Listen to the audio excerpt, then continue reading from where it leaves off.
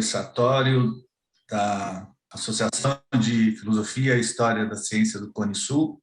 E hoje é o prazer de ter o professor Alberto Oliva, professor titular da Universidade Federal do Rio de Janeiro.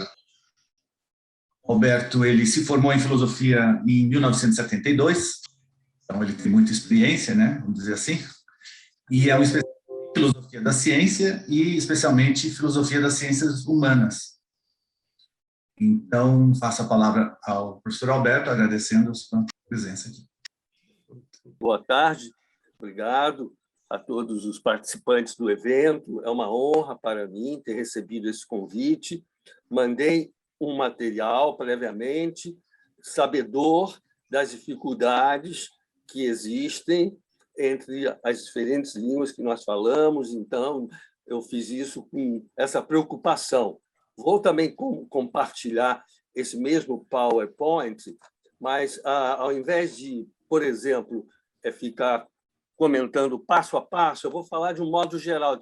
Por exemplo, um primeiro slide que eu coloquei no trabalho é a questão da integração ou redução entre as diversas ciências.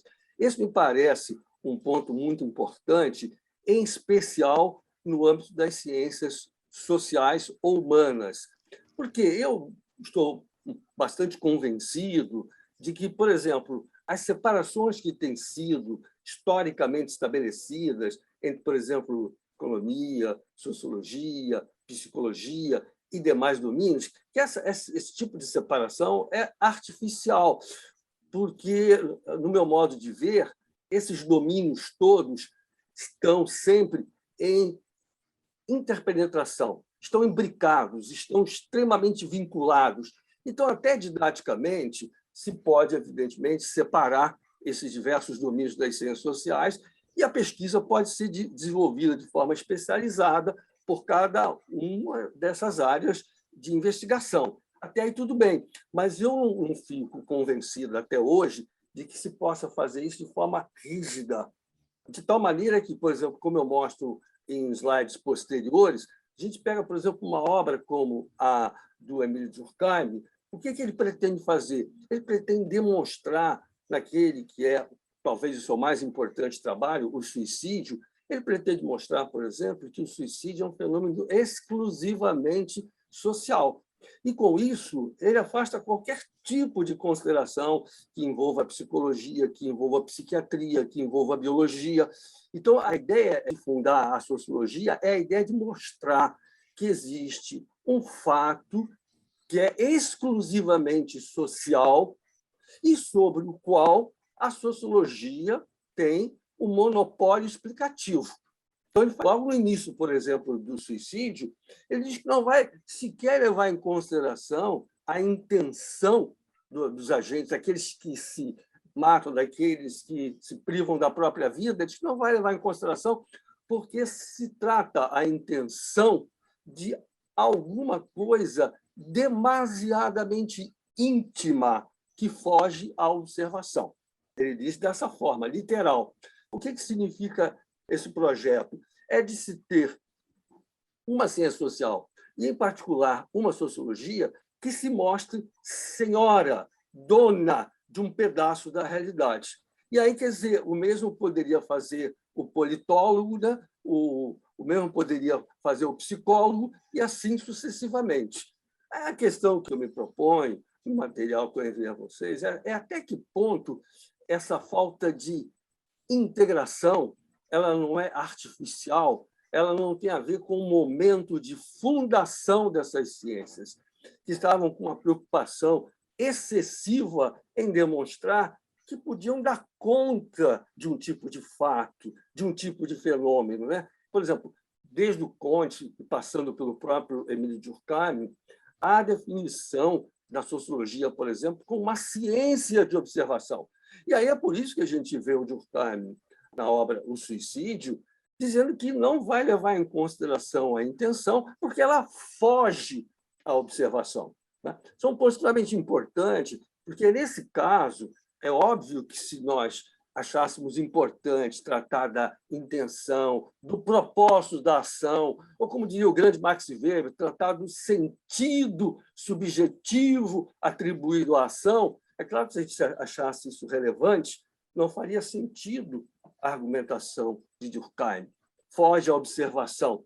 Então, o fato de fugir à observação coloca outros problemas, como eu procuro mostrar nos slides que eu enviei. Coloca outro tipo de problema. Qual é o problema? Quer dizer, se há um sentido subjetivo atribuído à ação, se nós estamos o tempo todo dando significado ao que nós fazemos no palco da vida social, se nós estamos fazendo isso o tempo todo, então é óbvio que essa que se pretende ser uma ciência do social não pode ignorar esse aspecto, não pode ignorar. Até porque, e é uma coisa que eu também desenvolvi nos slides, há uma característica que aparece um pouco discutida na contraposição entre, por exemplo, ciências naturais, Naturwissenschaften, e as ciências do espírito, as Geisteswissenschaften. Aparece discutido, né? Por exemplo, as ciências sociais deveriam buscar compreensão empática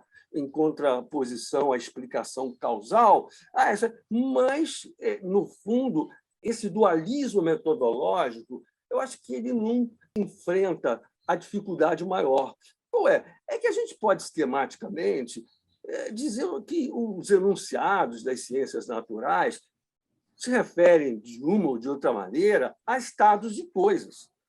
Por mais que a gente possa dizer, olha, mas toda observação se faz à luz de uma teoria, os fatos são sempre permeados de teoria, por mais que a gente possa defender esse tipo de tese, há uma diferença essencial com relação às ciências sociais, porque, no caso, nós estamos diante da seguinte peculiaridade: enunciados podem e devem se reportar a estados de coisas, mas eles também são enunciados sobre enunciados.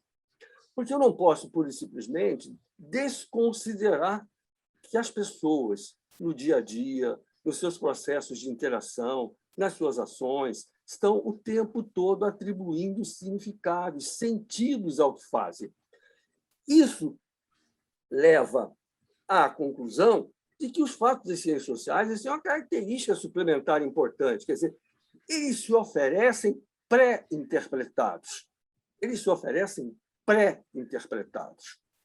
E isso não é alguma coisa que se possa desconsiderar, porque essa pré-interpretação ela faz parte do fato investigado. Essa é a tese fundamental do deveria dizer. Essa pré-interpretação ela é constitutiva do fato estudado. Então, não é alguma coisa que se agrega, não é alguma coisa que se acrescenta, ela é parte desse fato. Eu mostro em slides mais à frente, por exemplo, que o esquema das ciências sociais, a gente pode pegar isso principalmente em Durkheim, mas podia adaptar por Marx para outros autores, o esquema é mais ou menos o seguinte, quer dizer, tudo bem, como diz o Durkheim, as pessoas criaram teorias, isso está num slide mais à frente, as pessoas criaram teorias, como ele mesmo diz, sobre o Estado, sobre a família, sobre a sociedade, de um modo geral. Ele diz, ok, mas essas interpretações espontaneamente criadas, elas não são conhecimento, são pré-noções, no sentido baconiano mesmo, porque ele é muito influenciado por Bacon. São pré-conceitos, são pré-juízos. E aí, o que a gente tem que fazer? Diante das compreensões criadas pelas pessoas, o que o investigador deve fazer é o seguinte, é recusar esse tipo de compreensão, considerando errada, equivocada, ilusória. E o que deve fazer? Deve buscar a explicação causal. E a explicação causal foge completamente ao agente. Esse seria o esquema. Então, eu não preciso, e o Durkheim deixa isso claro, eu não preciso levar em consideração o significado que as pessoas estão atribuindo às ações, às interações. Poderão dizer, bom, mas nem todo fato social se apresenta pré-interpretado. Isso é verdade. Mas, sobretudo, aqueles que envolvem os processos de ação e interação humana, assim se apresentam, principalmente. E aí, por esse ângulo, eu acho que quem fundou verdadeiramente o objeto por exemplo, da sociologia, e pode-se dizer também das ciências sociais, foi o Max Weber. Ele que foi fundamental nisso aí, porque ele instituiu como objeto das ciências sociais a ação social. Bom, e se vamos privilegiar a ação social, é óbvio que é fundamental acompanhar o sentido que os agentes dão ao que fazem, seja ação instrumental ou não, ação valorativa, não pegar a própria taxonomia do Weber, não importa se a ação é valorativa, se é instrumental, se é tradicional, que é outra categoria que o Weber usa também, isso não importa. Então, nesse caso, esse tem sido um esquema bastante reproduzido. Se a gente olhar, por exemplo, a obra do Marx, tem um esquema bastante semelhante. Não por acaso, o Durkheim escreveu um livro sobre Antonio Labriola, um marxista italiano, em que tem posições assim, apesar de ele ser um crítico quanto mais do marxismo e do socialismo, escreveu o famoso livro do socialismo, apesar disso, ele tem um esquema explicativo muito parecido, tá? No sentido de que as pessoas criam histórias, narrativas sobre o que são, sobre o que fazem. Mas essa não é uma explicação que interessa à ciência. Mas inúmeras oportunidades, não só pela questão da teoria da alienação e por outros desenvolvimentos que ele tem na obra dele, mas mesmo na ideologia alemã, ele diz, não, todo merceeiro, né, todo o homem do comércio, para tornar mais compreensível, assim, ele tende normalmente a se enxergar de forma errada, porque o que acontece? A forma imediatamente dada de as coisas se apresentarem, elas geram ilusões. Aquilo que se chama de imediatamente dado, a compreensão que a gente obtém das coisas pela percepção, que a gente tem, por exemplo, do funcionalismo, do capitalismo, essa compreensão está totalmente equivocada, porque só a ciência chega aos determinantes ocultos. Esses determinantes ocultos também podem ser causalmente alcançados.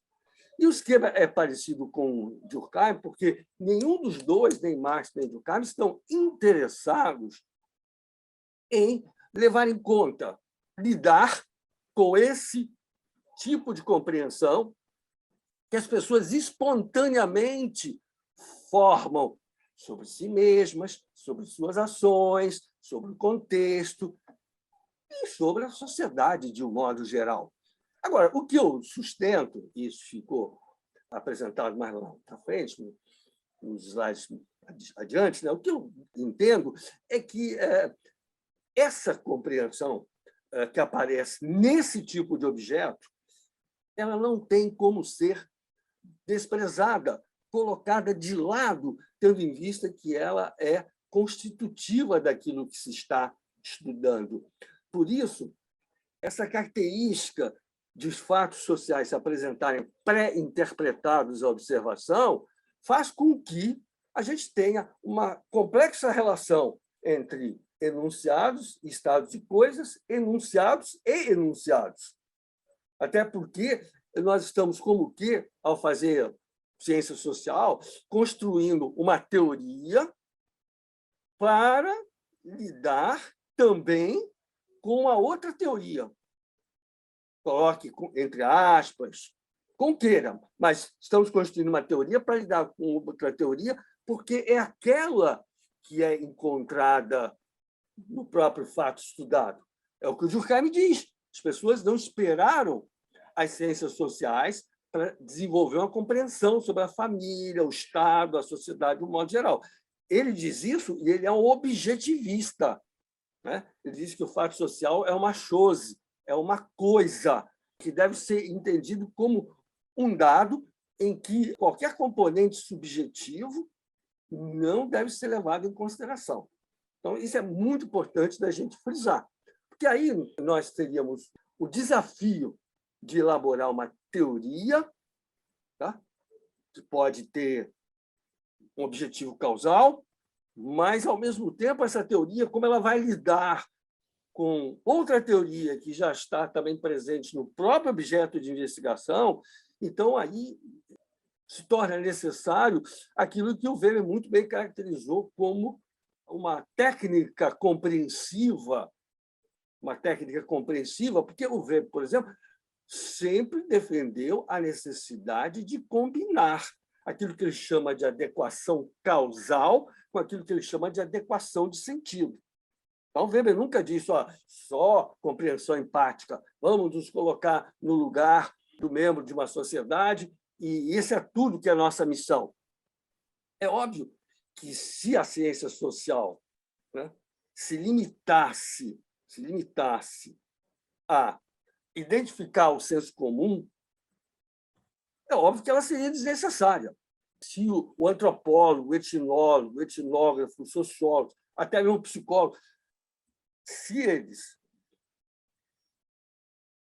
procuram entender os significados presentes nos fatos para chegar a dizer, não, é isso mesmo, essa compreensão que está dada é ela, é nossa missão apenas identificar. Olha, então essa ciência social, evidentemente, seria redundante.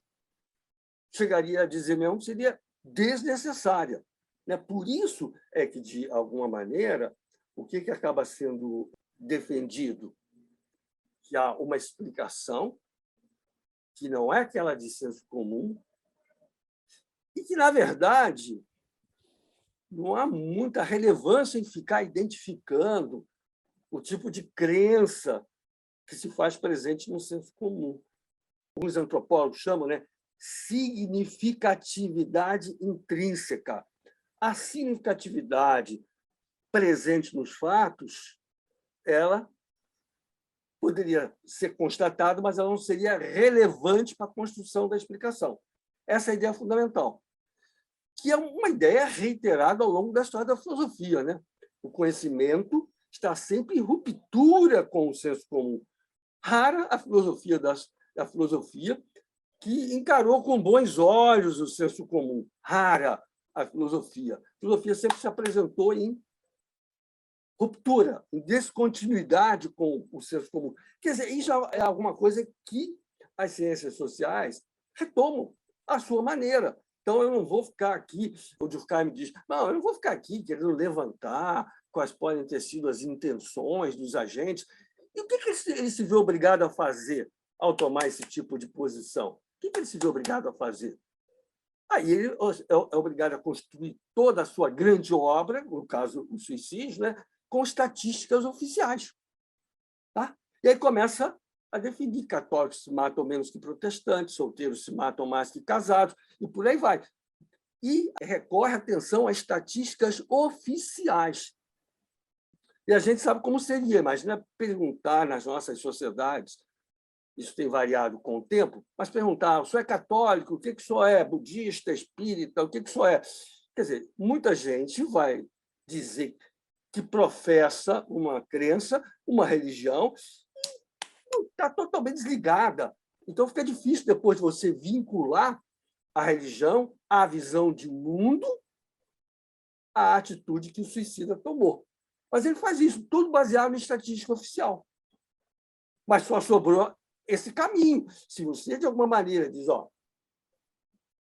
não há por que ficar se perguntando o que leva alguém a se matar, quais são as possíveis intenções que podem ter gerado esse tipo de ato. Se você assim pensa, o que vai sobrar fazer? Você não poderá chegar e dizer: vou fazer uma pesquisa, como alguns seguidores da behaviorística defenderam, vou fazer um estudo do overt behavior. Suicida não tem que fazer estudo do overt behavior. Não tem nem como pensar num behaviorismo, num fisicalismo. Não existe. Isso está totalmente fora de propósito. Então, isso não funciona dessa maneira. E, além do mais, quer dizer, um ponto que eu destaco também nesse trabalho aí é que o naturalismo, tantas vezes proposto, olha, as ciências sociais precisam imitar as naturais para saírem, a palavra é do John Stuart Mill, para saírem do subdesenvolvimento, desarrollo, desenvolvimento, para sair do subdesenvolvimento. Isso é que precisa ser feito. E o John Stuart Mill, lá no System of Logic, defende, quando ele fala: o método é igual, apesar das peculiaridades das ciências sociais, você tem que estender os métodos, fazer amplo e geral uso desses mesmos métodos. Só que, toda vez que se tentou implantar na pesquisa social, os resultados foram muito frustrantes. Você tem um ou outro resultado interessante na Universidade de Chicago, nos primeiros anos do século XX, mas, no fim das contas, o naturalismo ele se mostrou frustrante.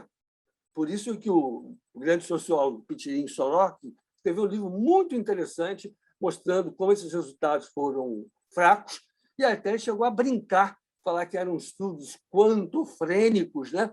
Porque ele dava com a quantidade, quantofrênicos e testomaníacos, dizia o Sorokin. Isso é muito interessante, né? Porque ele faz um levantamento muito bem feito disso, indicando como o naturalismo, colocado em prática, não chega aos resultados esperados ou desejados. Inclusive, porque tem um problema sério aí, né? Quando você fala em imitar os métodos naturais, a pergunta que surge é: em qual versão?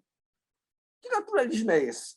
Qual a versão desse método natural? Só a gente pegar discussões do século XX, todos os debates, do início até o final do século XX, os grandes debates entre popperianos e kuhnianos, entre frankfurtianos e popperianos, vários outros que ocorreram, como o que aparece no livro do Supp, onde ele discute a received view, a gente chega à conclusão que qual é a metodologia das ciências naturais? Qual é?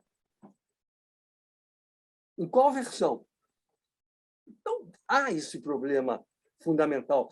Por outro lado, aquilo que se tem chamado também de hermenêutica, né? Essas correntes alternativas, elas também ficam longe de gerar resultados interessantes. Aí você pega lá, a hermenêutica nas ciências humanas e sociais. Aí você vai lá, vasculha, vê tudo. E aí você se pergunta: há uma aplicação fecunda do método compreensivo, aquele que se inspira em Durkheim, juntando com a hermenêutica? Ah? Porque quando você renuncia à explicação causal também, como é que fica? Por isso que eu entendo que o Weber se colocou o grande problema: como combinar explicação causal e compreensão empática, tendo em vista que eu estou estudando pessoas que atribuem significado ao que fazem. Esse aqui é o grande problema. Então, a minha posição é de que, por exemplo, Durkheim nos deixou diante do desafio, que é como estabelecer essa conciliação entre explicação causal e compreensão empática, tendo em vista que eu estou construindo teorias, pode botar com T maiúsculo se quiser, teorias sobre teorias, com T minúsculo, se quiser, coloca entre aspas. Mas não importa. Eu tenho uma relação, por exemplo, entre linguagem-objeto e metalinguagem, distinção essa bastante atacada por Wittgenstein, nesse passagem, mas eu tenho essa distinção. Eu tenho uma distinção entre teoria e metateoria que é muito complicada.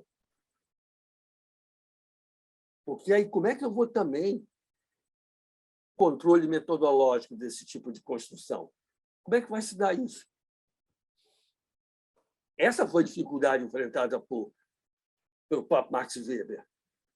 É por isso que ele recorta o meu conceito de tipos ideais, coisas. Porque como é que a gente faz nessa hora, tendo em vista essa tremenda dificuldade metodológica? O Oswaldo e outros colegas já debateram bastante isso, né? Quer dizer, a ideia de que todo fato é permeado de teoria, essas coisas todas. Aí nós temos uma questão adicional, né? Nós temos uma dificuldade adicional, né? Que não é só a teoria do investigador lá que está em questão, mas é a sua capacidade de apreender a teoria presente nos fatos sociais, de apreender essa teoria e depois ter que, de alguma maneira, estabelecer comparações. Essa teoria não poderá ser acolhida totalmente, porque senão a ciência se torna redundante, mas também ela não pode ser rejeitada, porque essa significatividade está lá. Como é que se faz? Esse é o grande problema. Né? Porque se alguém disser assim, tá bom, nós não podemos ignorar o senso comum, nós não podemos desconsiderar o sentido atribuído às ações, ok, tudo bem, mas, ao mesmo tempo, não podemos simplesmente endossar, né? Dizer assim, ó, fazer ciência é simplesmente expor, identificar o sentido atribuído pelas pessoas às suas ações. Nós não podemos fazer simplesmente isso. Mas, ao mesmo tempo, essa saída que se mostrou fácil também, né? De chegar e dizer explicação causal não depende de nada do tipo de compreensão que os agentes elaboram sobre si mesmos, sobre o que fazem. Porque essa é a coisa recorrente na história, de alguma maneira, das ciências sociais. Né? Porque você vai pegar o Freud e outros, mesmo na psicologia, é isso. Ah, não, mas o inconsciente... Pois é, mas o inconsciente eu só tenho acesso a ele indiretamente. Né? Ninguém tem acesso direto ao seu inconsciente. Esse é o problema, ele é inacessível. E eu não posso simplesmente, não vamos falar nem a coisa forte, não posso observá-lo, não posso diretamente lidar com ele, que é outra história, não se trata nem de observá-lo. Então, eu acho que esse é que acaba sendo o grande desafio. Esse modelo que tem sido recorrentemente proposto, lidar com o material interpretativo encontrado no fato social para propor que seja colocado de lado, pressupõe que a explicação causal será também completamente bem-sucedida em mostrar que a compreensão do senso comum está errada e em identificar aquilo que faz com que determinados fatos ocorram e recorram, criando uniformidades, criando regularidades. Né? Por isso que o Weber diz, quer dizer, regularidades são importantes, uniformidades são importantes na vida social, só que elas são insuficientes. Elas são importantes, mas são insuficientes se eu não busco aquilo que ele chama de adequação de sentido, o Sinn adequado, a adequação de sentido. Se eu não buscar isso, não funciona o negócio. A questão que eu gostaria de colocar para a gente debater, para a gente discutir, é se essas diferentes correntes, né, que é também uma coisa que eu discuto mais à frente, essas diferentes correntes, escolas, né, que existem nas ciências sociais, esses ismos, né, tanto é funcionalismo, é estruturalismo, se esses ismos, se essas escolas, se essas correntes, na verdade, não nascem exatamente desses divisionismos metodológicos. O que fica muito claro é que uma outra tentativa que foi feita historicamente para evitar esse tipo de problema tem sido, por exemplo, o psicologismo, o sociologismo, o economicismo, porque, nesse caso, o que você passa a discutir? O que é determinante? O que tem mais força causal? É o econômico, o político, o social, o psicológico? O que tem mais força causal, em última análise?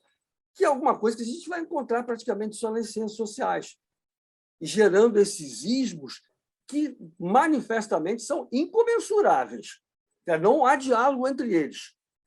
Se a gente vai olhar, por exemplo, o que o Skinner fala de Freud, não dá para chamar o Freud para conversar, né? Porque o Skinner diz que tudo que o Freud defende é bobagem especulativa, vazio metafísico. Então, como é que você vai poder criar pontes, por exemplo, como eu disse antes, behaviorismo e a psicanálise? Quer dizer, esse é um problema sério. As escolas, elas dependem, em boa parte, da adoção de diferentes pressuposições metafísicas e também de diferentes metodologias. A questão aqui é que as metodologias estão ancoradas em metafísicas. Esse é que é o grande problema. Quer dizer, até mais à frente eu falo até, aqui mesmo já aparece isso, entre os holistas, os coletivistas e os individualistas. Pô, isso é uma polarização que atravessa a história do pensamento social. Você vai olhar a economia até hoje, está lá essa discussão. Se o social se reduz à soma das ações individuais e às propriedades emergentes, ou se o social tem vida própria, ou se a classe social é a protagonista da história, como pretende Marx.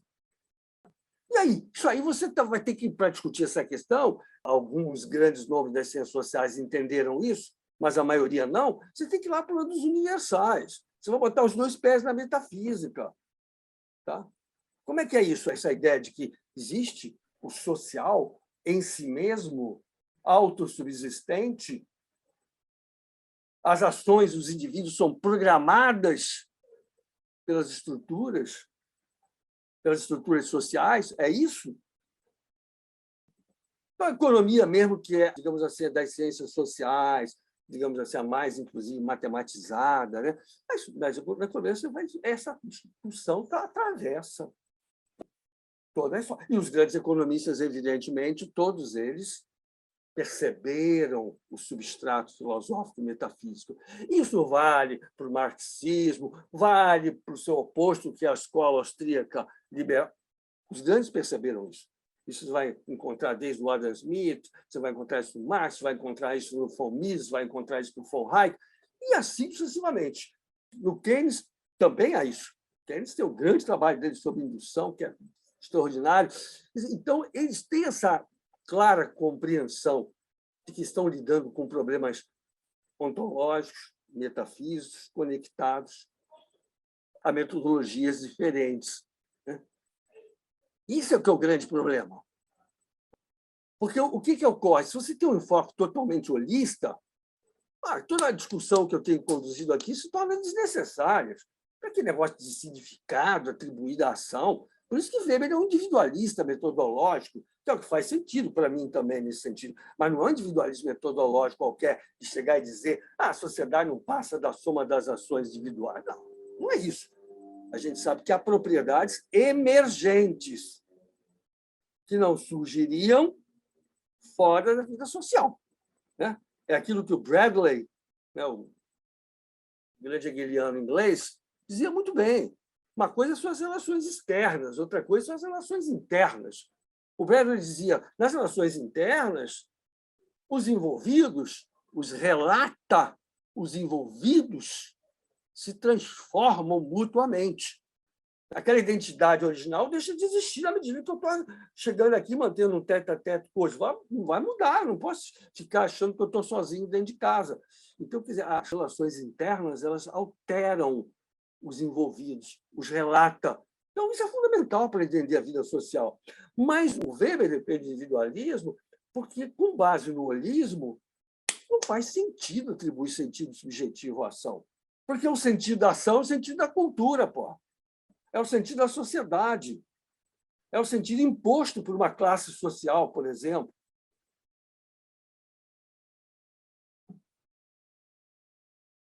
É uma discussão extremamente interessante por isso, né?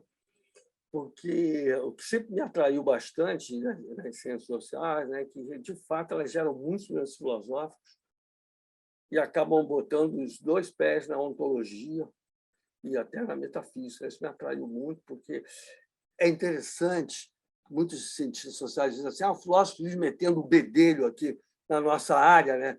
Ficam se intrometendo nas ciências sociais. Mas aí é uma posição insuspeita, que é a do marxista francês, o Louis Althusser, que o Louis Althusser diz o seguinte, não é a filosofia que se mete nas ciências sociais, é que as ciências sociais usam a filosofia como substitutivo ideológico, que elas estão tão ali perdidas para lidar com determinados problemas que acabam buscando amparo na filosofia. Sempre concordei com essa posição. Não é intromissão da filosofia nas ciências sociais.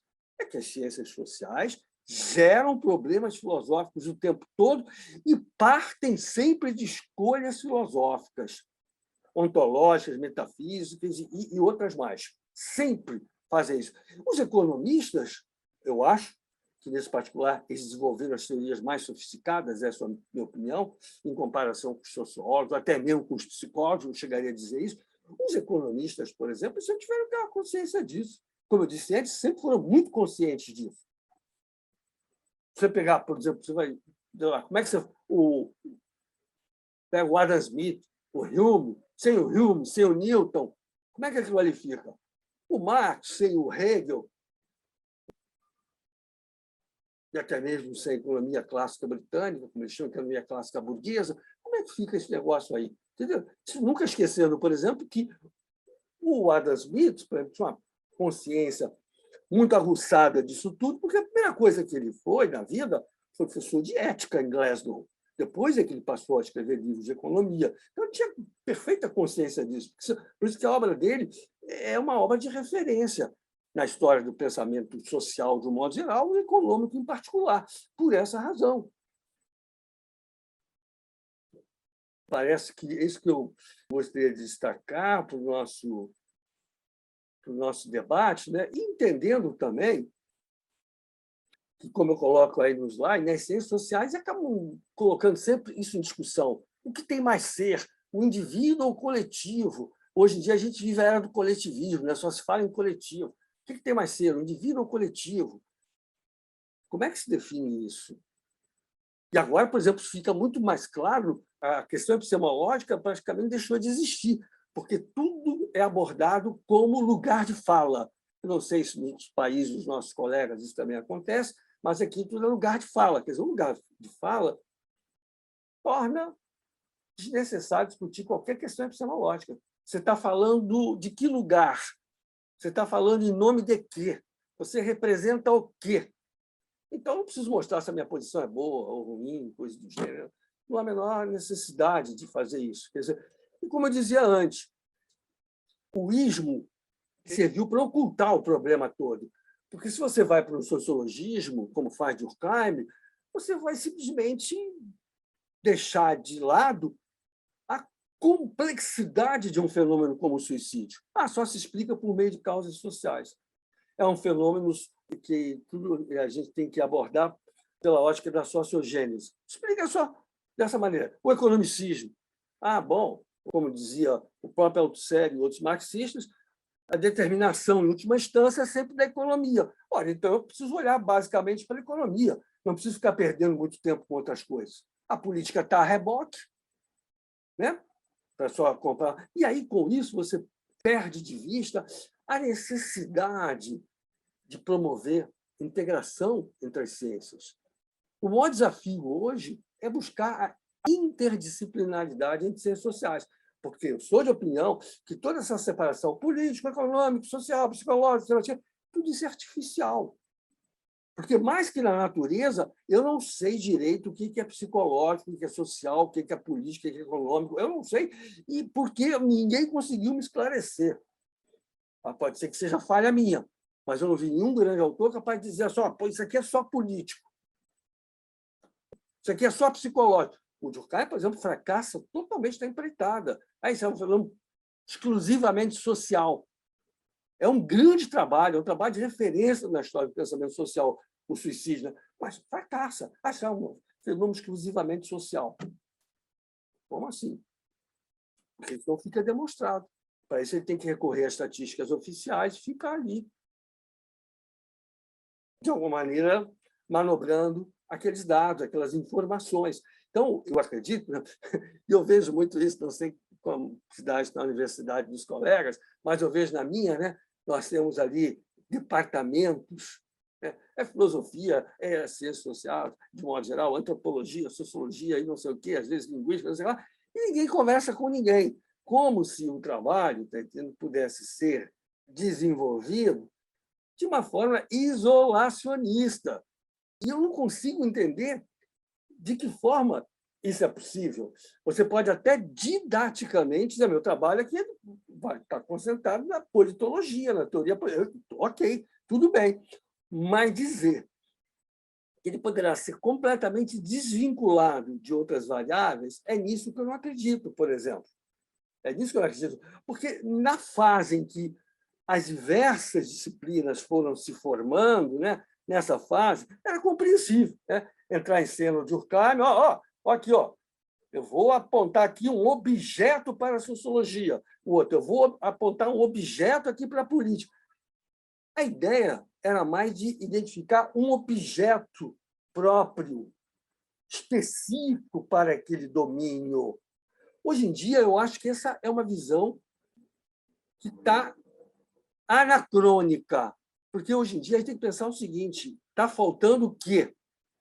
Pegar um mesmo objeto e lançar sobre ele diferentes pontos de vista e fazer com que esses pontos de vista interajam, conversem. Eu acho que esse é o grande problema.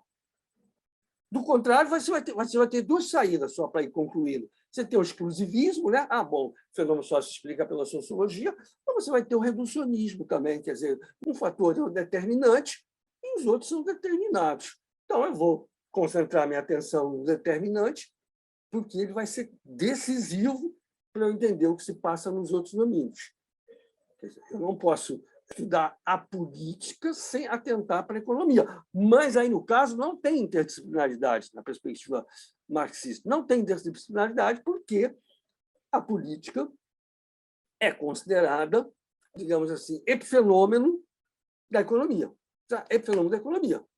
Por isso que na história do marxismo tem aquela discussão, mas como é que pode no mundo antigo, onde é que está a economia, a dominância da religião? Aí os marxistas introduziram a famosa sentença, né? A determinação, em última instância, é que é da economia. Então, esse é o problema do reducionismo, tem que fazer também esse malabarismo todo, sabe? Assim como o sociologismo. Você chegar e realmente deixar de lado as óticas, os estudos que poderiam ser, no mínimo, complementares. Quer dizer, o que o Durkheim faz lá no Suicídio, também, para a gente fechando? Ele usa aquilo que se chama de argument by elimination. O que ele faz? Ele diz assim, bom, o suicídio pode ser explicado com um psiquiatra? Pode, mas não é, e tenta apresentar vários contra-exemplos. Ele pode ser estudado como um fenômeno cósmico, mas não é, e apresenta vários contra-exemplos. Pode ser explicado de forma psiquiátrica? Pode, mas não é, apresenta vários contra-exemplos. Então, olha só que coisa interessante, é você usar o argumento da eliminação para descartar rapidamente as explicações alternativas, para que sobre só a social. Né? E o argumento da eliminação ele parte do seguinte pressuposto, que é muito interessante, né? Até teve um artigo na revista Veritas do Rio Grande do Sul sobre isso, e para a seguinte pressuposição, quer dizer, todas as explicações, as já propostas e a que eu estou propondo agora, esgotam todas as possibilidades explicativas. Então, meus amigos, fiquem com a minha. A minha, pelo menos, está sobrevivendo até hoje. A ideia é mais ou menos essa, de forma simples. É mais ou menos essa a proposta. Então, era isso que eu queria apresentar. Eu acho que queria que o Germán até falasse, eu acho que mais ou menos eu expus no tempo previsto, e seria interessante usar esse tempo restante para ouvir os colegas, que podem fazer as perguntas que bem entenderem na língua que quiserem. Tá? Se eu entender a língua, não tem problema. Se for espanhol, não tem problema. Então, espero que tenha suscitado alguns problemas na nossa discussão, porque a ideia é essa, não se trata de chegar a nenhuma conclusão final sobre o tema, porque as ciências sociais, como eu disse antes, me fascinam justamente pelas tantas dificuldades que elas geram. Eu sempre, quando eu dou minhas aulas de filosofia da ciência, e mesmo teoria do conhecimento, eu sempre busco exemplos nas ciências sociais. Relativismo epistêmico, por exemplo, preciso recorrer à antropologia, à etnografia. Isso me ajuda muito, porque a interação com a filosofia é muito grande. Essa é a razão pela qual eu tenho sempre procurado me envolver criticamente com as teorias das ciências sociais de modo geral, e, apesar de ser criticamente, com muito respeito e admiração, porque esses pensadores têm sido extremamente importantes, porque, na verdade, suas teorias procuram nos entender, não só na dimensão individual, mas também na dimensão coletiva. Isso é extremamente importante para as nossas vidas. Então, meu não só respeito, como admiração pela história do pensamento social, porque as críticas não representam nenhum tipo de desqualificação, muito pelo contrário. Então, muito obrigado pela atenção que vocês me dispensaram. Vamos abrir para a discussão. Alberto, uma pergunta simples e outra difícil. A simples é, você vai transformar esses slides em um texto, como se fosse um artigo? A ideia era essa, né? No momento, fazer isso mesmo, né? A ideia era essa, porque eu já fiz uma primeira parte desse texto na revista, que, à época, o Oswaldo era o editor, né? A revista lá. Então, na época que o Oswaldo era editor, eu já publiquei uma parte desse trabalho ali. Ter interesse em ler, ficaria muito honrado. Poderia mandar para você. Tá, obrigado. Uma boa parte do interesse da sua exposição se deve ao fato de que sua análise das ciências sociais ela é historicamente informada. É isso que confere um grande valor, né, a análise que você faz, o fato de você ir à gênese das ciências sociais várias vezes, né? Agora, a pergunta é a seguinte: não a filosofia das ciências sociais, mas as ciências sociais elas próprias, elas poderiam, talvez, em algum grau, se tornar autônomas em relação à sua própria história, como acontece com as ciências naturais maduras, por exemplo? Essa é uma pergunta muito interessante, porque me fez lembrar justamente um texto de um sociólogo que eu admiro muito, que ele diz assim: coitado da ciência que não consegue esquecer da sua história, né? É o que você está falando, de forma precisa, né? Porque o que acontece, se eu tenho que voltar sempre à história, é porque, de alguma maneira, as posições ainda estão em combate, né? Os ismos prevalecem, com baixo diálogo entre essas correntes, né? É isso que acaba acontecendo. Então, cada um, né, vai buscar lá o seu Galileu, o seu Newton, e aí, como diria o grande Robert Merton, né, só que as ciências sociais não têm seus Newtons e seus Galileus. Eu acho essa observação do Merton extraordinária. Ele diz, bom, o problema é que as ciências sociais não têm os seus Newtons, não têm os seus Galileus. Esse é que é o grande problema. Então, aí a questão que você coloca é muito importante, porque, para esquecer da história, seria preciso que você, de alguma maneira, desenvolvesse algo parecido com... Eu sou grande admirador do Thomas Kuhn também, algo parecido com uma pesquisa normal, né? Com uma normal science. Seria necessário isso, né? O grande problema é que isso nunca aconteceu, nem de forma passageira, nem de forma temporária nas histórias das ciências sociais. Tá? Você teve, historicamente, uma teoria que se tornou extremamente influente, caso do marxismo. Isso você teve. O Durkheim foi influente junto a um círculo muito restrito, né, de pensadores, de cientistas sociais. Agora, o Marx, a influência dele extrapolou, tanto assim que boa parte da humanidade, no século XX, viveu sob a influência das ideias de Marx. Mas não se pode falar que o marxismo se transformou numa pesquisa normal, mesmo porque, se você olhar para a história do marxismo, você tem um problema sério. Só para dar um exemplo simples.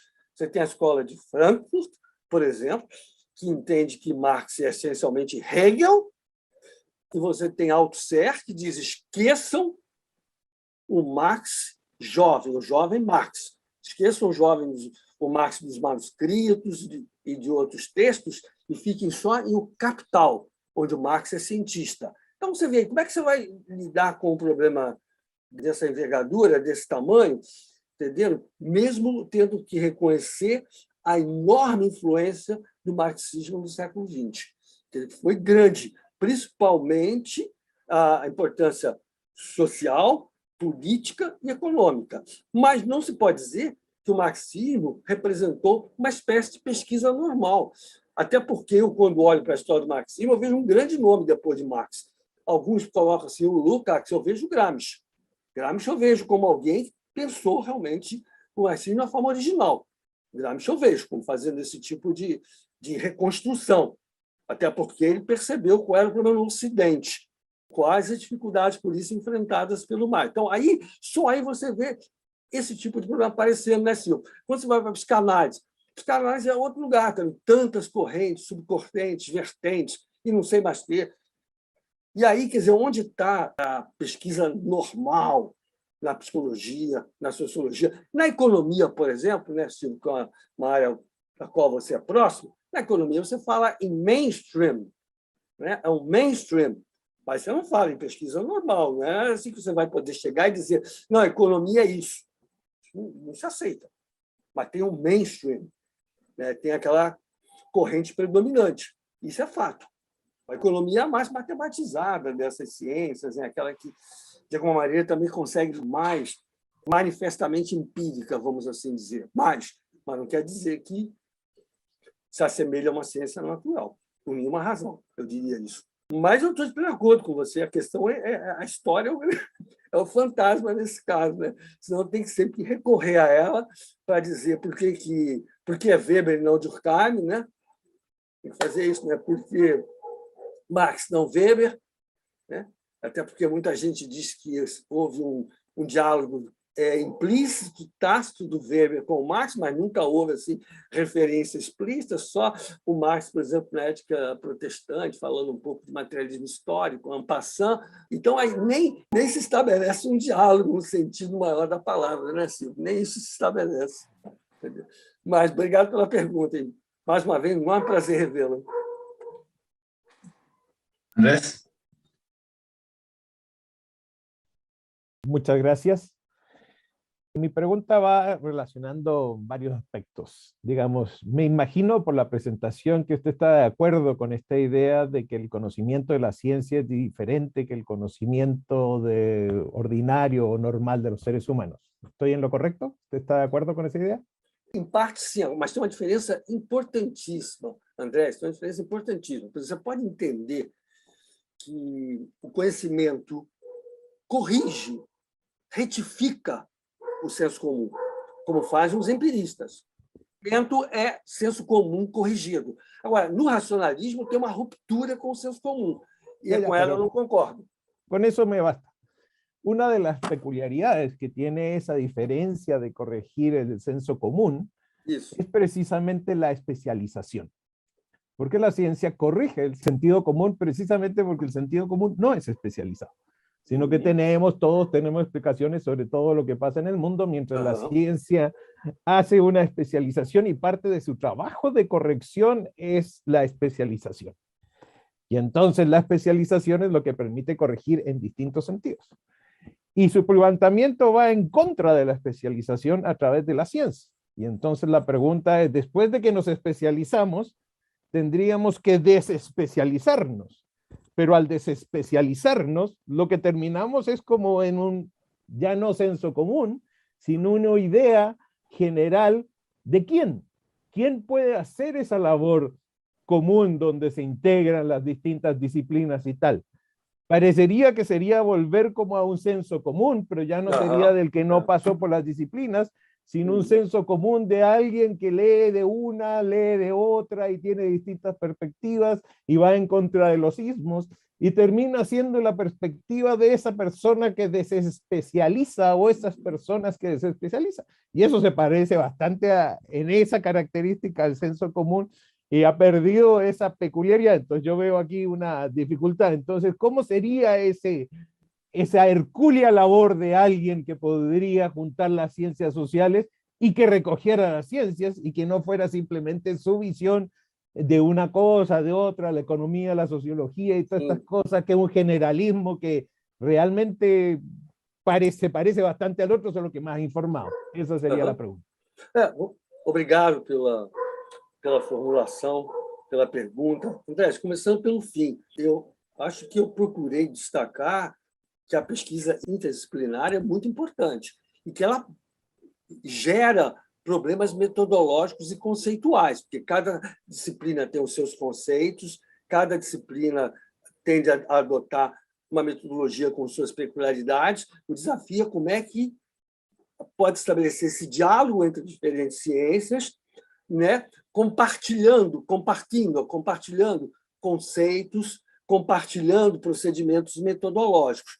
Esse é um ponto fundamental. Com relação ao que você fala do senso comum, também houve um momento que eu procurei salientar o seguinte, quer dizer, nenhuma ciência pode simplesmente repetir o senso comum. Isso não faz sentido, senão ela seria desnecessária, senão ela seria redundante. Você observar as interpretações que os agentes estão dando às suas ações. Você observar isso.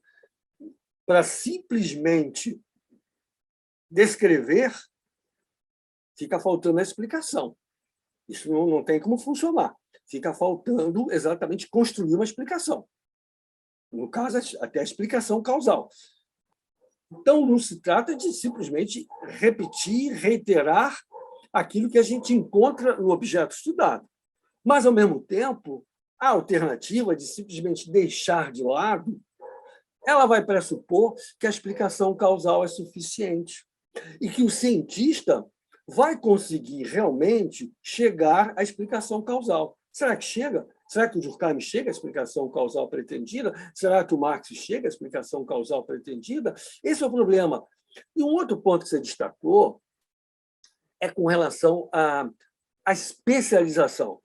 Ora, o que ocorre é o seguinte, não tem nas ciências sociais aquilo que o Kuhn chama muito bem de pesquisa esotérica.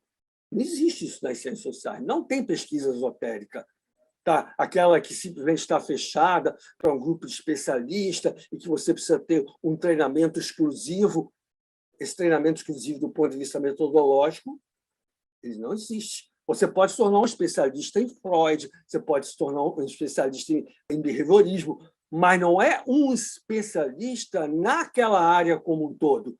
Eu só conheço, André, especialista em psicanálise. As pessoas se apresentam assim em behaviorismo, em gestaltismo. É isso que eu conheço. Dificilmente, a diferença do que, por exemplo, a gente pode encontrar um pouco em astronomia ou mesmo física, não tem aquele especialista na área inteira, por causa da existência das correntes, das escolas. Isso faz uma diferença muito grande. Por isso que, quando a gente vai conversar com o cientista social, ele vai se apresentar normalmente como alguém filiado, vinculado a uma linha de pensamento, como acontece em filosofia. Como é que você vai falar assim, fulano é especialista em filosofia? Não entendo como isso seja possível. Ele é analítico? O que ele é? Ele é existencialista? Alguma coisa assim. As ciências sociais, em particular, estão muito próximas da filosofia. Mas não há pesquisa esotérica. Aquela pesquisa esotérica é só para meia dúzia de especialistas, ao conhecimento público, os resultados. Não vejo pesquisa esotérica na sociologia, na psicologia, não vejo isso. Esotérico com S, como Thomas Kuhn define. Não esotérico com X, algo de místico, religioso, não é isso. Quer dizer, não há uma forma de fazer pesquisa que defina, nas ciências sociais, um especialista como existe nas naturais. Por exemplo, olhemos lá as estruturas de evoluções científicas do Thomas Kuhn, que eu sempre recorro muito a ele, esclarece muita coisa. Ele diz qual é o papel do manual nas ciências sociais. Ele não se pergunta isso, mas ele diz qual é o papel do manual das ciências naturais. O manual das ciências naturais tem um papel extremamente importante, porque ele indica não só o estado da arte, como é que as coisas estão, e o manual define quem vai atuar naquela área específica de especialização. Qual é o manual das ciências sociais? Eu pergunto ao amigo Andrés. Qual é o manual das ciências sociais? Depende. Qual a linha? Né? O manual das ciências sociais marxistas não é o mesmo de Max Weber e por aí vai. O mesmo vale para a filosofia.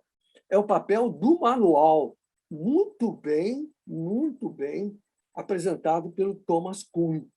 O manual é uma referência fundamental nas ciências naturais e vai ser responsável pelo tipo de educação que o cientista natural vai receber. Né? Porque vai estudar o físico, ele vai estudar aqueles problemas. Qualquer coisa que fuja dali, não, isso não é física. Dificilmente você pode fazer em ciências sociais. Se chegar e dizer, só se você assumir uma posição como a de Durkheim, isso aqui não é sociologia, portanto, não explica o fenômeno. Só se você fizer isso, porque, normalmente, vai poder ser apresentado alguma coisa que não está dentro do manual. Quem é que segue manual em filosofia? Quem é que segue manual em ciências sociais? Ninguém. Agora, vamos lá olhar o papel destacado que Thomas Kuhn dá ao manual. Manual é fundamental, porque ali você entra em um universo específico de pesquisa e você fica preso ali. Não tem essa história de quando a gente faz curso de filosofia, que eu vejo isso muito com os meus alunos atuais, eles já escolhem uma corrente. É como se as outras não existissem. O aluno para mim, eu vou estudar Nietzsche, acabou. Mas o resto, estudar Nietzsche. É isso que ele diz para mim. Outros, eu vou estudar Heidegger. Assunto encerrado. Nas ciências sociais, também a pessoa vai dizer, eu vou estudar Marx, eu vou estudar Weber, eu vou estudar Durkheim. Né? Na psicologia, por exemplo, e vou falar agora das terapias usadas em psicologia. Pois isso, terapia cognitivo-comportamental. Ela não conversa direito com o behaviorismo. Ela não conversa com a psicanálise. Fala, João. Temos mais 3 perguntas. Rodrigo. Hola, un gusto. Gracias por la presentación, la verdad. Quería preguntarte lo siguiente. Bueno, algo ya has hablado. Quería saber qué piensas tú, si es posible en ciencias sociales tener ciertos criterios para distinguir de lo científico de lo no científico, es decir, ciencia y pseudociencia. Ajá. Y si tomamos la premisa de que las ciencias sociales son ciencia y no discutimos sobre eso, ¿cómo distinguirlas de las pseudociencias sociales? Lo pienso, por ejemplo, en la figura de los economistas, ¿no? Cuando los economistas con sus modelos matemáticos piensan que están capturando fielmente las relaciones causales de los fenómenos económicos, a veces, bueno, vemos que fracasan en sus predicciones o simplemente logran presentar sus modelos como profecías autocumplidas. En eso ya hay varios economistas que lo mencionaban. Milton Friedman, por ejemplo, una figura no muy querida, pero decía que la figura de muchos economistas también es la del charlatán o del profeta, ¿no? Pero del falso profeta. Entonces, no sé si te atreverías o podríamos atrevernos a dar algunos criterios para distinguirla de la pseudociencia. Esa es mi pregunta.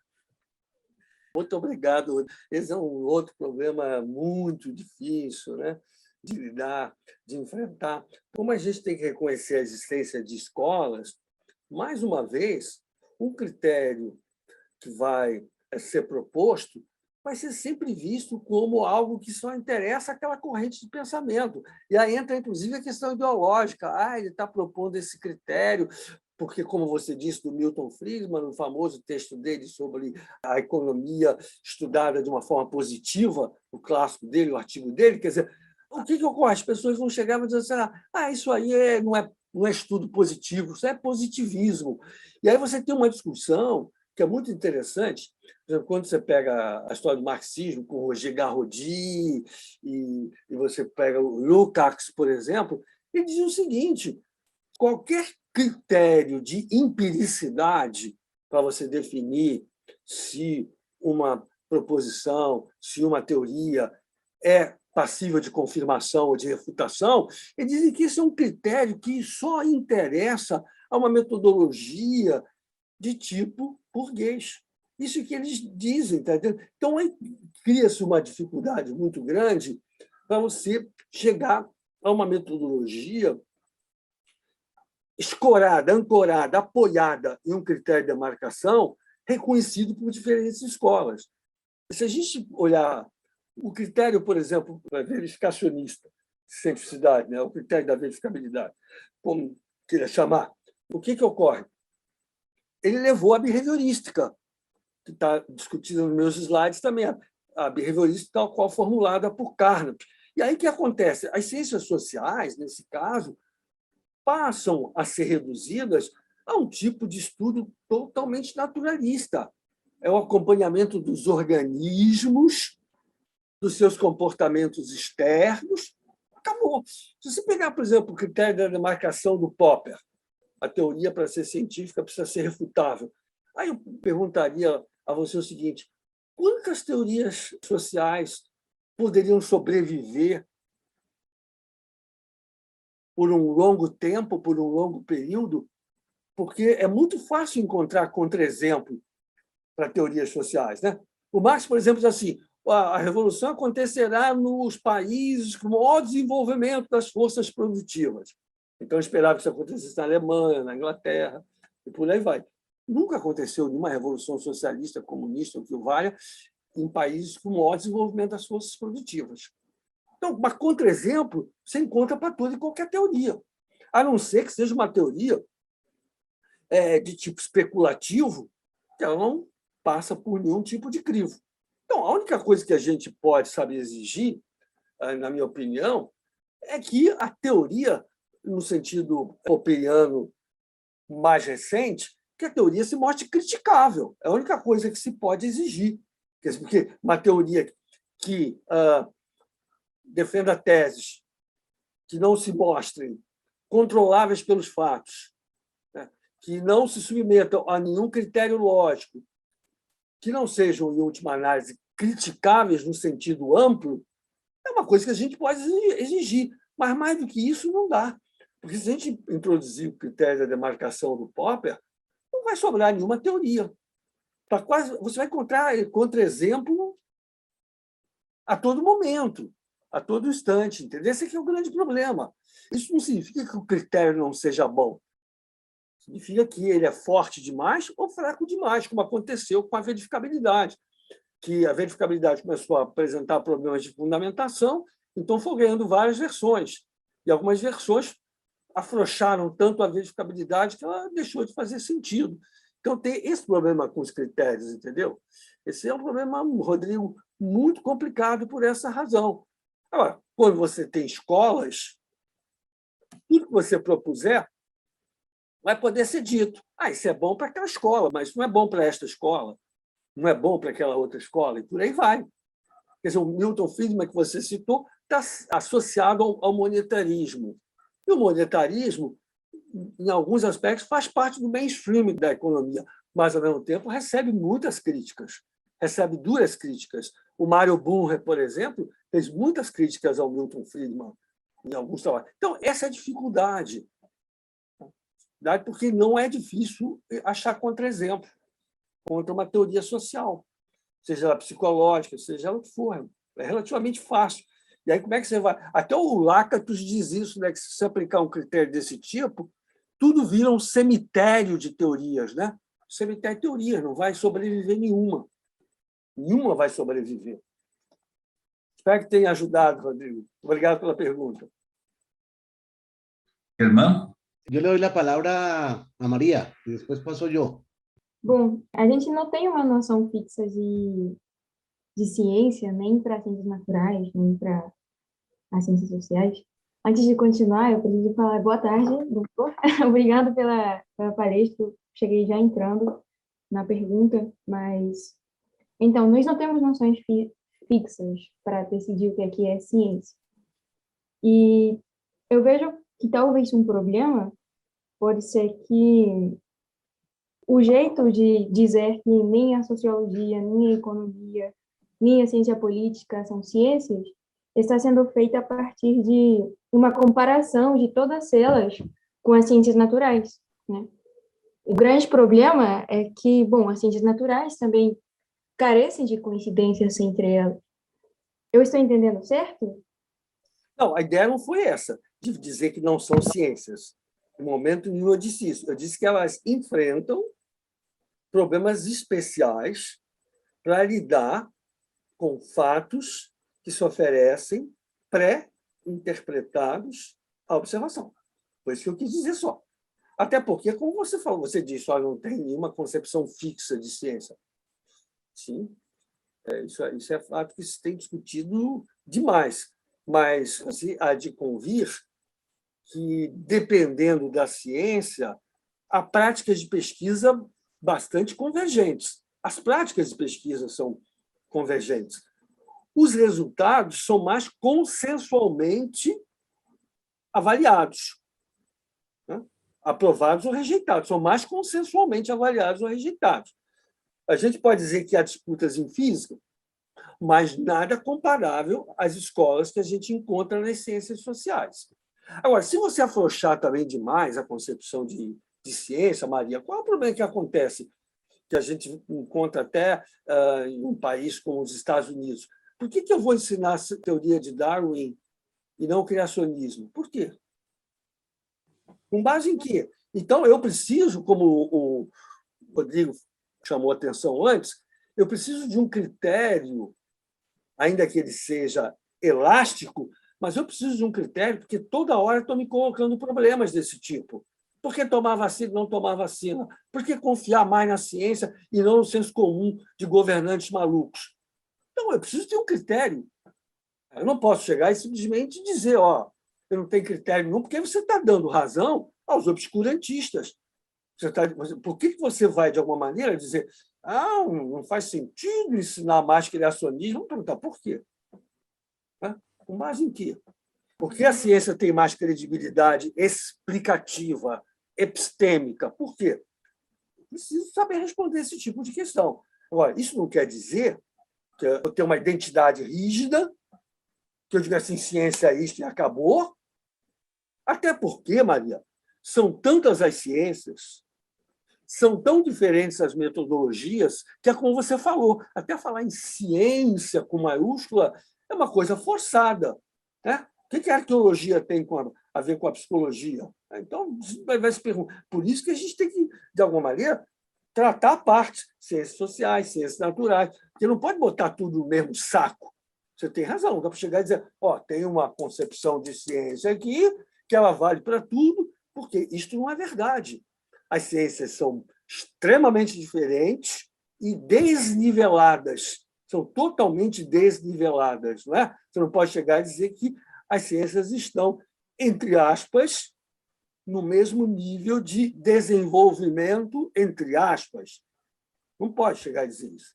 Então, hoje, por exemplo, tem terraplanista no mundo. Você imagina a loucura que isso é. Terraplanista. Aí o que você faz?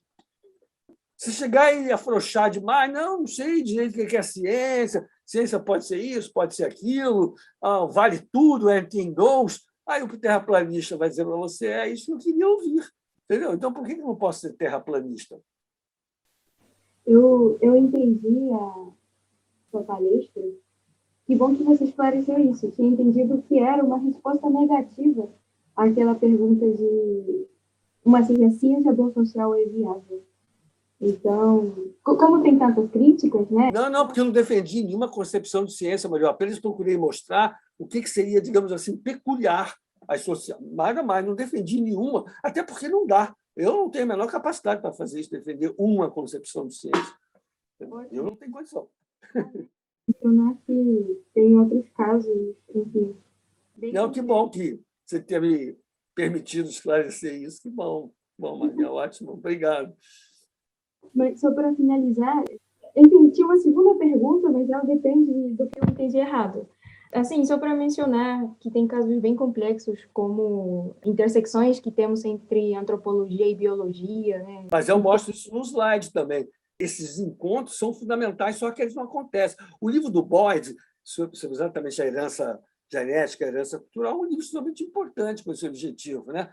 Mostrando que, sem reducionismo, você precisa ter um estudo que, leve em consideração o encontro entre os genes e os símbolos. Isso é importante. Estou pleno acordo com você. Eu acho que esse culturalismo selvagem que existe hoje no mundo é uma loucura. Eu acho ele totalmente difícil de sustentar. Como também sou contra qualquer tipo de biologismo. Eu acho que nós somos tudo isso. Nós não somos uma coisa só. Isso é bom. Isso é que nos enriquece. Nós somos biologia, somos cultura. Isso é que nos enriquece. Germán. Muchas gracias, profesor Alberto Oliva. Muy buena su charla. Mi pregunta la voy a basar un poco en las diapositivas, en los slides, y también en la parte que usted hizo, la que expuso, pues es bastante rica la charla, y tiene que ver, mi inquietud tiene que ver con el tema que planteó Andrés, volver un poco al tema que él planteó de la integración de disciplinas, ¿no? de especialidades. Y obviamente no soy tan negativo, digamos, de que la salida de la especialidad pues implique un retorno al conocimiento del sentido común, ¿no? Al conocimiento ordinario. Pero sí, obviamente, a veces uno comparte las dificultades que podrían darse en hablar de tipos de integraciones. Por ejemplo, que usted habla de lo que es la integración de disciplinas o integrar disciplinas o la complementariedad entre disciplinas, Sí. que no sería lo mismo, ¿no? Uhum. Entonces yo quisiera es como un ejemplo, digamos, una ilustración más específica, sobre todo de la integración, porque como usted lo dice en los slides, la integración requiere de una teoría mixta, Sim, o sim. como la generación de una especie de nueva teoría que integre los conceptos o los planteamientos de las dos teorías. Uhum. Luego, en últimas, estamos hablando de proponer nuevos conceptos, ¿no?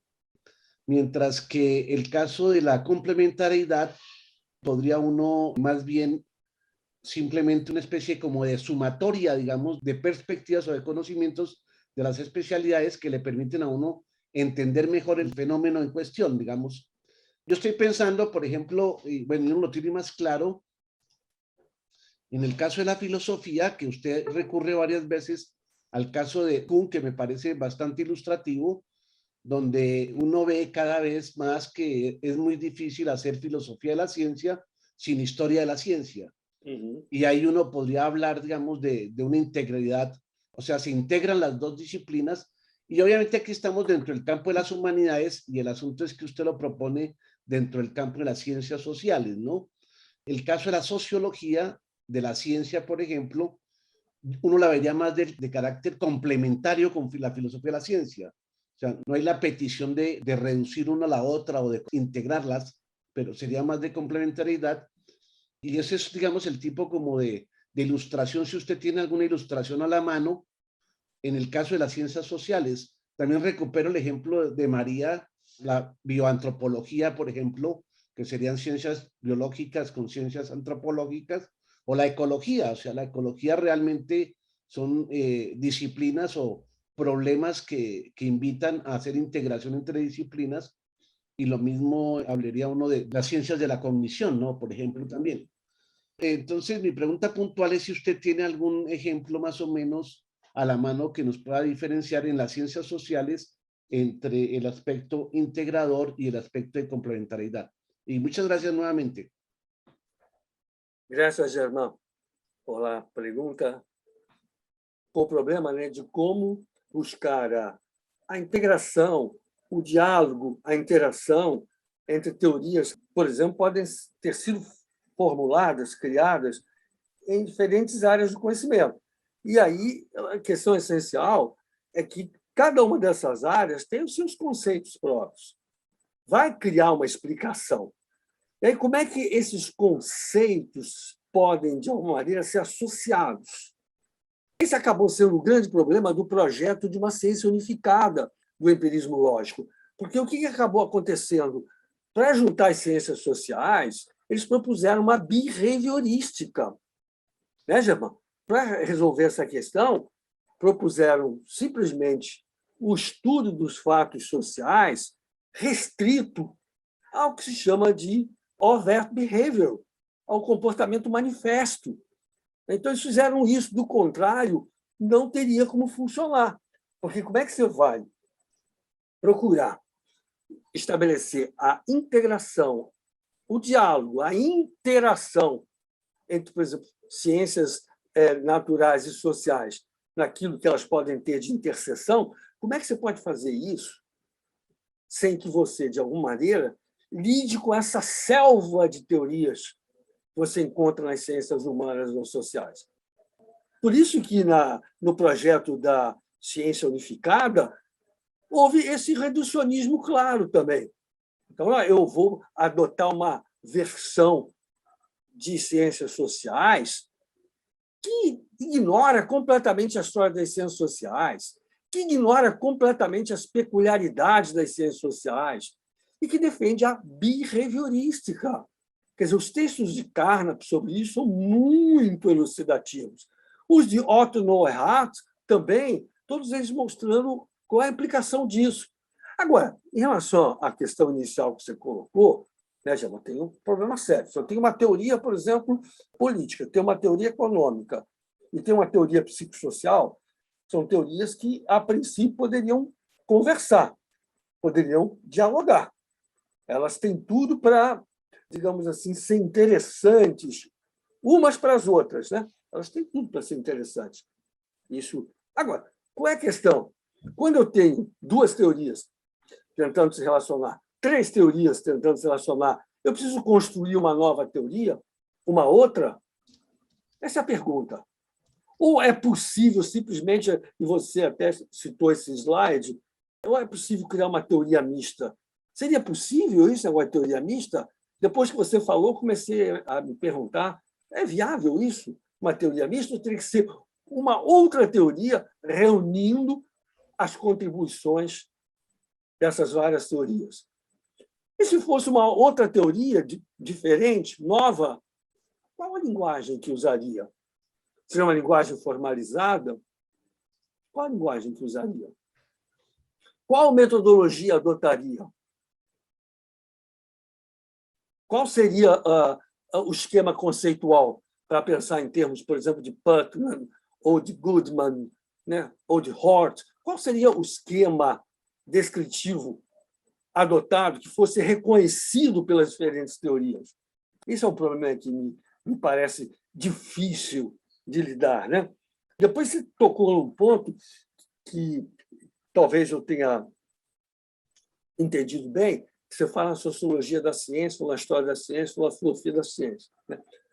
A ideia de uma filosofia da ciência totalmente apoiada em uma história da ciência, durante muito tempo foi bastante explorada, mas os resultados não foram os esperados, né? A gente sabe que é importante essa interação, mas não se conseguiu chegar a nada de muito elucidativo. Quando a gente fala, por exemplo, sociologia da ciência, de qual sociologia da ciência nós estamos falando? Como você mencionou, seria a do Merton? Seria o programa Fraco? Ou seria a do, por exemplo, o programa Forte?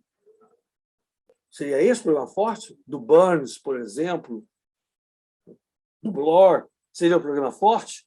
Ora, se for o programa Forte, a tese defendida é de que o conteúdo de toda e qualquer teoria científica, ou de qualquer teoria, o conteúdo é sempre uma construção social.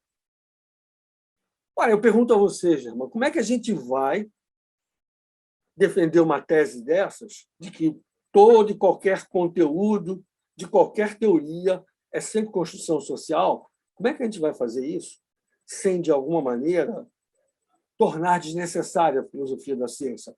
Por que eu tenho que ficar me preocupando com critérios de justificação epistêmica se tudo é construção social? Por que eu tenho que perder tempo com isso? Esse é o grande problema. E a todas essas questões que a gente tem colocado sobre as ciências sociais aparecem com mais força ainda na sociologia da ciência.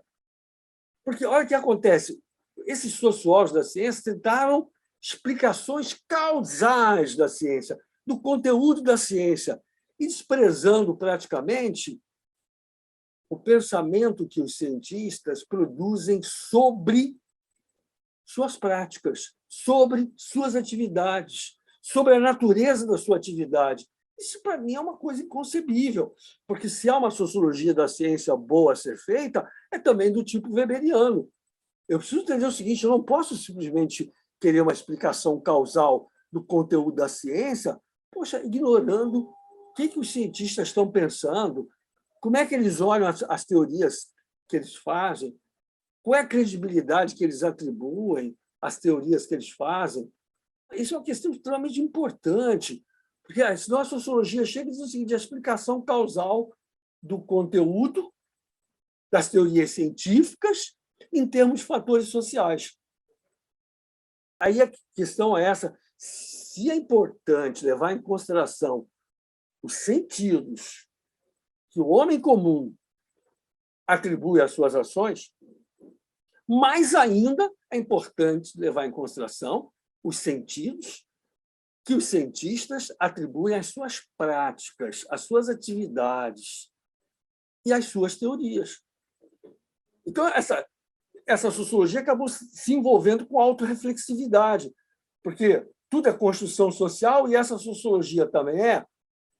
Se for, qual a sua capacidade na defesa da tese de que tudo é sempre construção social?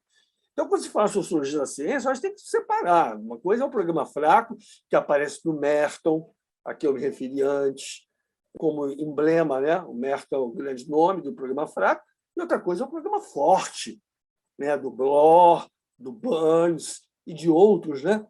Que aí, nesse caso, a filosofia da ciência se torna desnecessária.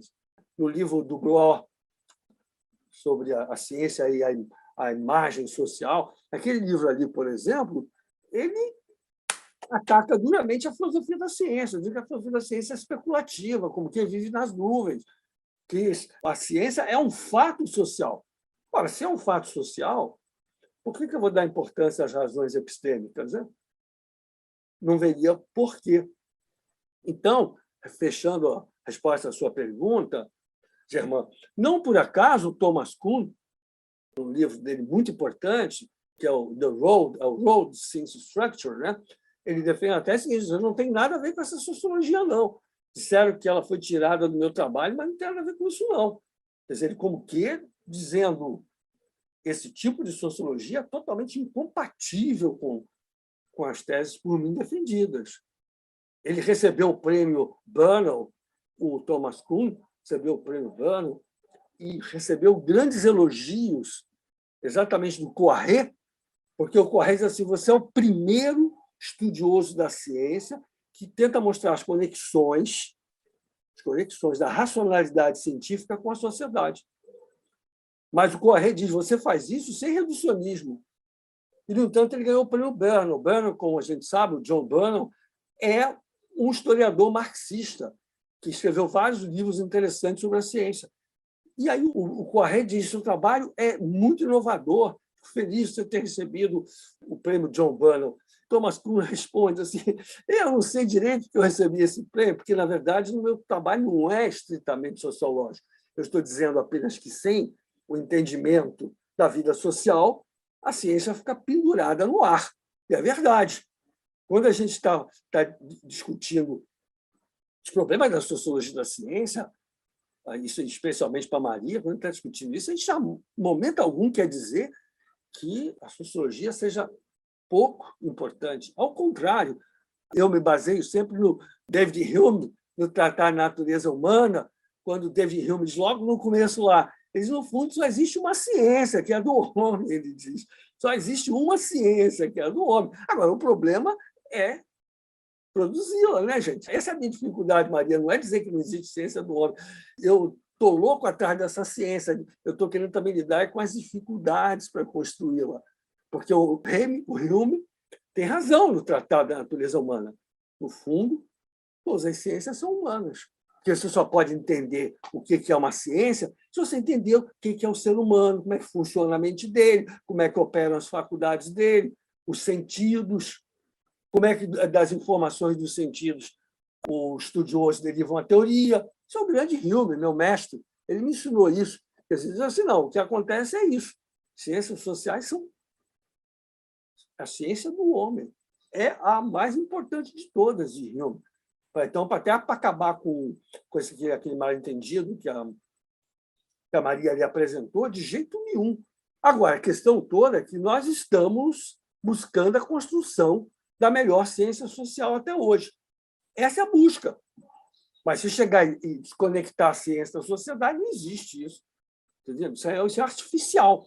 Tirei, desconectei. Como assim? A ciência produzida aqui em culturas até específicas. Você não pode nem dizer que a ciência nasceu em todas as culturas. Tem muitos problemas históricos, culturais. E depois, como é que a ciência se espalha? Como é que ela ganha crescente adesão? Então, nós temos que entender isso, óbvio. Entendeu? Eu acho que é isso que eu diria, Germán. Obrigado pela pergunta mais uma vez, mas eu responderia ao que você propôs dessa maneira. Sociologia é importante, história da ciência é importante, estou de plena acordo. Tirar nada disso. Agora, as pontes são difíceis, também nesse caso de criar, né? Porque eu não posso dizer que tiro da história da ciência uma filosofia. Não consigo tirar. Também da sociologia da ciência, eu não tiro uma teoria social da ciência. É só isso que eu defendo aqui. Agora, elas são muito importantes e precisamos tentar construí-las. Agora, não dá para tirar, não. Eu, até hoje, não vi isso sendo realizado. E até recorro ao próprio Thomas Kuhn, que disse assim, eu não sou isso aí. Quase disse, eu não sou cristão. Ele não diz, eu não sou isso aí, eu não sigo essa sociologia, não. Ele deixou isso muito claro, né? Então, aí, ficou agradecido pelas perguntas feitas. Olha, foi um conversatório muito bom. A gente sempre aprende conversando e estava fazendo falta. Mais uma vez, se alguém quiser fazer mais perguntas, mas fico muito grato pela participação de vocês. Vamos agradecer novamente, professor Alberto Oliva. Obrigado a vocês.